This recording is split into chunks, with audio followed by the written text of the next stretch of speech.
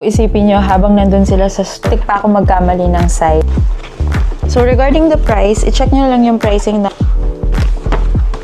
Hi everyone, I'm back, and for today, we are going to unbox or unpack my newest Longchamp bag from Paris. So yes, dahil nga galing si motherhood at ang aking kapatid sa Europe, so nag-Euro trip sila this summer.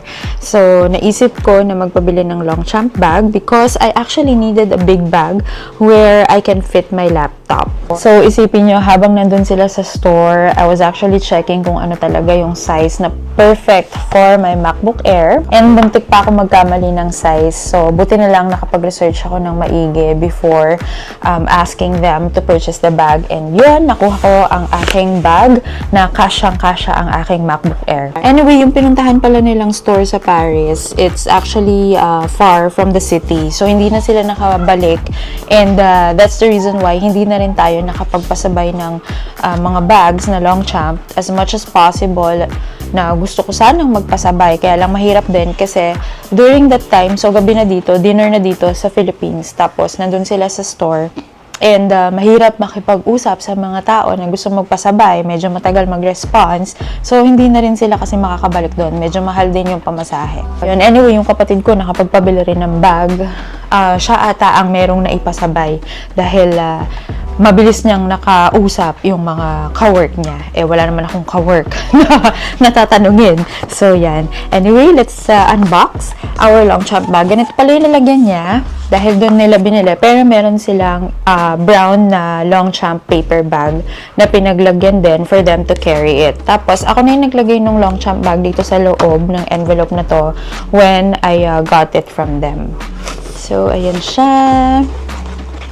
So, regarding the price, i-check nyo lang yung pricing ng Longchamp in Paris.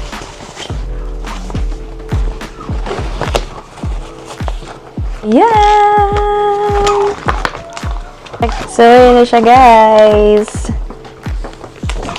So, ayan, naisip nyo ba kung ano yung size na kinuha ko? So, this is my new Longchamp bag from Paris. The Longchamp Lipiach. Ayun, sorry, hindi ko alam kung paano yung pronunciation nun. But this is, ayan, so meron siyang Ziploc bag, ayan. And this is the large long handle. Kasi, yun ang unang-unang inisip ko is if I'm gonna get the medium long handle. So, tapos nabasa ko na parang hindi pala kasya doon. Parang ipipilit mo lang yung laptop or yung MacBook Air. So, ayan siya. So, long handle siya para masuot ko siya ng paganyan. Alam nyo naman, kapag nanay, mahirap magbitbit ng maraming gamit. Tapos, kunwari, pupunta ako sa school kay Orion, tapos dala ko yung laptop ko. So, gusto ko nakaganyan na siya. Ayoko yung bit-bit ko pa siya sa kamay ko and then I have another crossbody or small bag na dala ko pa. And you know, matagal ko na talagang planong bumili ng ganito na panglalagyan ko nga sa laptop kapag umaalis kami. But I was actually checking Rustans yung website kasi wala naman akong time din na pumunta doon. So, medyo mas mahal siya doon. Like, I think, mga almost double the price kung bibilhin mo siya sa Rustans. So, sabi ng kapatid ko, hintayin mo lang pag pumunta ako ng Paris. Pag bumalik ako ng Paris, doon ka na lang magpabili. And now, ito na nga siya. Ayan. And be careful lang. Meron kasing mga resellers sa iba't ibang platforms like sa IG, sa TikTok, sa Threads meron din, Facebook. So, be careful lang. Always check the legitimacy of the seller as well. Kasi merong iba na nag-claim na authentic yung binibenta nila na Longchamp. Pero, ma-discover mo pag nakita mo na hindi pala siya authentic. Guys, kung i-compare ninyo yung price nung authentic, yung talagang nasa website nila or sa mall, tapos sobrang laki ng bagsak presyo ni seller, yun, magduda na rin kayo. Kasi minsan, we are getting attracted doon sa low price ng seller, pero hindi natin alam, hindi naman pala talaga sila authentic. So, kiniklaim lang nila na authentic. Wala namang masama sa magbenta ng mas murang branded na items as long as you don't claim that to be authentic. Madami akong kilala na nagbibenta ng mga bags, ng mga damit na may tags or may brands, nakilalang mga brands. They get it from suppliers in Vietnam or Bangkok, pero they don't claim that their items are authentic. So, okay lang yun. Pero, if the seller is claiming na authentic yung product niya, dahil binabaan lang niya yung price at authentic yun. So, medyo magtaka na rin muna kayo kapag hindi. Kasi, di ba, kung ikaw yung seller, kahit bibili ka sa outlet nito, kahit bibili ka sa mismong stores nila sa France, may price pa rin siya eh. Mataas pa rin ang price niya compared dun sa binibenta ng mga sellers. And if you are a seller, magbenta ka ba ng lugi ka? Diba? Hindi rin naman. And so again, this is the Longchamp large long handle na bag. So yan, check na natin siya. So never been used. Ngayon ko lang siya inopen talaga for the sake of this video. Ayan. So this is actually the perfect size for my laptop. Kasi parang hindi siya sobrang malaki for me. And hindi rin siya maliit. So, ayan siya. I was actually thinking to buy another one pag nag-Paris ulit yung kapatid ko.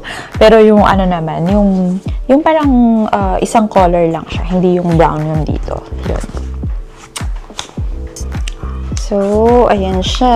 And, let's see how big this is. I-check natin kung kakasya nga ba yung aking MacBook Air. But, definitely, it will. So, ayan yung ating gold zipper. And the inside, ayan. So, pakita ko sa inyo kung kasya yung aking MacBook Air. So, this is my 13-inch MacBook Air. So, walang laman ang ating bag. Pasok natin siya. O, diba? Perfect na perfect. Walang laman, so natumba siya. Ayun siya, oh. Kasya siya. Even yung look. So, kasya pa rin yung ating MacBook kahit na nakahiga siya dito sa ating bag. So, yun guys, if naghahanap kayo ng work bag or school bag at meron kayong extra na budget, ayun, definitely recommended ito. Madaming gumagamit nito sa mga working moms. Ginagamit din nila to as baby bag. Actually, yung dati kong Longchamp, I was using it as a baby bag. So, this one, syempre hindi. Paglalagyan ko siya ng mga gamit, especially kapag kasama ko si Orion sa school. Kapag kailangan kong dalhin yung laptop ko, pag nagta-travel kami, ayun. So, pwede siya.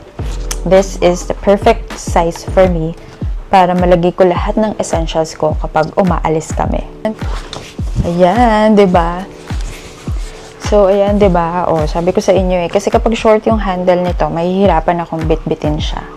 So, ayan guys, thank you so much for watching this video and I hope kung nag-iisip kayo kung ano yung magandang work bag or school bag at meron kayong extra budget, yun, Longchamp, mura siya and this is actually a classic. So, very classic siyang dalhin.